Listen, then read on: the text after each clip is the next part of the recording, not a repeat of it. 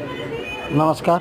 आपण चांगला पास येथे आलेलो आहोत आणि चांगला पास हे समुद्रापासून 17,688 फीटवर आहे आणि ऑक्सिजन लेवलसुद्धा इथं मित्रांनो खूपच कमी आहे. पाहू शकता खूपच पर्यटन लोक इथं आलेले आहेत. लहान लेकरं आहेत, लेडीज आहेत, वयस्कर माणसं आहेत. पाहू शकता खूपच ऑक्सिजन लेवल इथे कमी आहे मित्रांनो.